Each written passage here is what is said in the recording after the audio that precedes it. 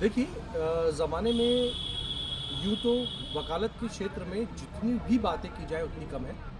लेकिन छोटी-छोटी बुनियादी जानकारियों से हो सकता है आपको बहुत कुछ सीखने को मिल जाए। अभी कुछ दिन पहले हमने एक वीडियो बनाया था जिसमें हमने आपको बताया था कि एडीपीओ और सरकारी वकील में क्या अंतर होता है और हमने आपकी मुलाकात कराई थी एडीपीओ साहब से। लेकिन अब वहीं पर जब बात आती है तो हम आपकी अब बात कराएँगे सरकारी वकील साहब से। तो सरकारी वकील साहब के संबंध में हमने आपको पहले का आपको वीडियो देखना पड़ेगा जिसमें आपको हमने थोड़ी संक्षिप्त जानकारी दी थी। लेकिन अब पूरी जानकारी के लिए हम आपको सीधे लिए चलते हैं हमारे क्षेत्र के सबसे प्रसिद्ध सरकारी वकील साहब से, जिनका नाम है संगीत श्रीवास्तव जी। तो श्रीवास्तव साहब आपका बहुत-बहुत स्वागत है। नमस्कार, आपके दर्शकों को बहुत-बहुत नमस्कार। श्रीवास्तव साहब, हमने जब एडीपीओ साहब से जाना था तो उन्होंने बताया था कि एडीपीओ तो पीएससी पास करके बन गए और आप जो है विशेष लोक अभियोजक या लोक अभियोजक जिसको कहते हैं, जिसको सरकारी वकील कहते हैं। तो सर आपकी नियुक्ति कैसी होती है, थोड़ा ये बताएँ?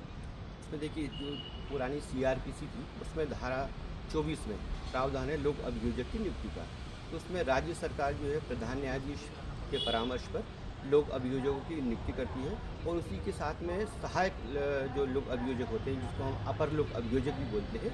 तो शासन की तरफ से पैरवी करने के लिए चाहे वो फिर क्रिमिनल अपील हो, ट्रायल हो या शासन की तरफ से और भी विभिन्न जो केसेस होते हैं उसमें पैरवी करने के लिए लोक अभियोजक और अपर लोक अभियोजक की नियुक्ति होती है। वो धारा 24 में सीआरपीसी में प्रावधान है उसका और अभी जो बीएनएसएस आया है उसमें धारा 18 में प्रावधान है। तो सर मतलब बेसिकली आप जो सेशन मामले लड़ते हैं या फिर सिविल मामलों में भी आपकी उपस्थिति होती है? हम लोग देखिए जो सेशन ट्रायल्स होते हैं, क्रिमिनल के जो ट्रायल्स होते हैं उसमें सेशन ट्रायल में शासन की तरफ से पैरवी करते हैं और बाकी जो सिविल नेचर की जितने भी मामले होते हैं जिसमें राज्य शासन पक्षकार होता है उसमें फिर हम लोग जो है लोक अभियोजक और अपर लोक अभियोजक शासन की तरफ से पैरवी करते हैं। तो मजिस्ट्रेट आप ये देखिए कि जो सरकारी वकील साहब की जो पोस्ट है, जिनको लोक अभियोजक कहा जाता है, ये सिविल मामले में जहाँ पे शासन पक्षकार होता है उसमें आ जाते हैं और क्रिमिनल मामले में तो स्वाभाविक तौर पर ये रहते ही रहते हैं। साहब आप एक सबसे बड़ी बात ये बताइए कि सीआरपीसी आईपीसी की बात हो गई,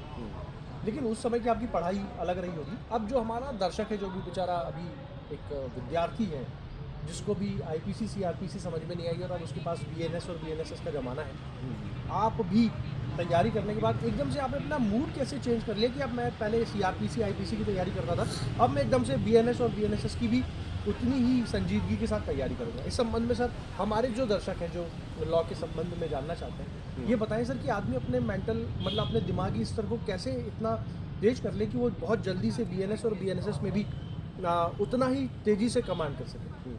देखिए क्या है समय के अनुसार जो हमारे बहुत सारे पुराने कानून बने हुए थे तो हमारी जो भारत सरकार संसद में जो नया बिल आया उसमें बीएनएसएस, बीएनएस और भारतीय साक्ष्य अधिनियम ये 3 नए अधिनियम आए और वो जो पुराने अधिनियम थे उनको रिप्लेस करके नए अधिनियम है।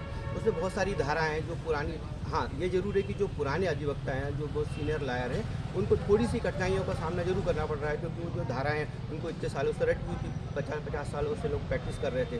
तो नई धाराओं में थोड़ा सा उसमें अपने आप को समायोजित करना उसमें थोड़ी सी कठिनाई जरूर है, लेकिन समय के अनुसार जो जैसे जैसे अधिवक्ता अपनी प्रैक्टिस करता है तो वो सब उसमें जो है वो प्रॉब्लम सॉल्व हो जाती है। लेकिन हमारे जो नए विद्यार्थी हैं, जो नई जनरेशन आ रही है तो नई जनरेशन तो जो है वो बीएनएसएस और बीएनएस जो नए कानून हैं उन्हीं को पढ़कर आ रही है तो वहाँ जाके प्रॉब्लम नहीं है। लेकिन जो पुराने अधिवक्ता हैं तो उनको भी अब चूँकि कानून में बदलाव हो गया है ये तो सबको स्वीकार करना पड़ेगा और फिर जो अधिवक्ता हैं उसको भी जो है अपने आप को अपडेट करना पड़ेगा। आपको नए कानून के हिसाब से वो कोर्ट में पैरवी करने के लिए अपने आप को अपडेट करना ही ज़रूरी है। यदि आप अपडेट नहीं करेंगे तो फिर आप जो है नए कानूनों के आधार पर प्रकरण में अपना पक्ष या शासन का पक्ष या जो भी है बचाव पक्ष नहीं रख पाएंगे। सर मैं अब एक छोटी सी व्यवहारिक बात करता हूँ। सर आप सरकारी वकील हैं, स्वाभाविक तौर पर आम जनता के मन में पुलिस को लेके बहुत भय होता है, लेकिन उस पुलिस को भी जो ज्ञान देता है, उस पुलिस का भी जो पक्ष रखता है वो आप होते हैं। तो सर बस मैं सिर्फ इतना जानना चाहता हूँ कि आप जब किसी प्रकरण की पैरवी कर रहे होते हैं शासन की तरफ से या शासन के स्तर पर जब कभी मीटिंग होती है तो ऐसा सिर्फ हमारे दर्शकों को इतना बताएं कि कब कोई व्यक्ति पुलिस से क्यों डरे और किसी व्यक्ति को पुलिस से डरने की आवश्यकता क्यों नहीं होनी चाहिए। तो एक लोक अभियोजक के नाते मैं चाहता हूँ कि कम से कम आप पुलिस के मन में पुलिस का अच्छा भी पक्ष रखें और कम से कम इतना भी बताएं कि पुलिस को, आम जनता को पुलिस से डरने की आवश्यकता क्यों नहीं।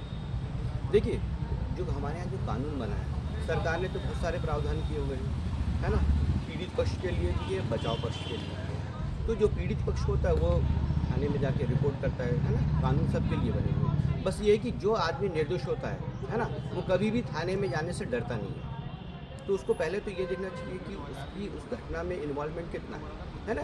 यदि उस घटना में उसका कोई इन्वॉल्वमेंट नहीं है या वो पक्षकार पीड़ित पक्षकार है तो उसको बेहिचक होकर थाने जाना चाहिए और अपने जो भी पक्ष को रखना चाहिए। और यदि आपको ऐसा लगता है कि थाने में आपका कोई काम नहीं हो रहा है, उससे ऊपर आपकी अथॉरिटी बैठी हुई है, पुलिस अधीक्षक है, महानिदेशक है, तो राज्य सरकार में सेंट्रल लेवल पे हर गवर्नमेंट में आप देखेंगे कुछ ना कुछ जो अधिकारी आपके ऊपर एक हर लेवल पे अधिकारी बैठा हुआ है। तो आपको बिल्कुल डरने की ज़रूरत नहीं है। आप निष्पक्ष होकर बिल्कुल निडर होकर आप जाइए थाने और अपनी रिपोर्ट दर्ज कराइए। और यदि आपको ऐसा कुछ लगता है कि कहीं कोई समस्या आ रही है तो आप लोक अभियोजक है, अपर लोक अभियोजक है, सहायक लोक अभियोजक है, आप उनसे भी मिलकर परामर्श ले सकते हो और अपने बात को रख सकते हो। तो देखिए कितनी अच्छी बात है।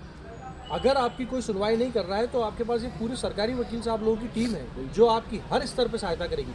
आशा है आपको ये जानकारी पसंद आई होगी और बहुत व्यस्त समय में से आपका समय देने के लिए बहुत बहुत आभार व्यक्त करते हैं। मैं आपका पीयूष शर्मा जी। बहुत बहुत धन्यवाद। आपके दर्शकों को भी बहुत बहुत नमस्कार।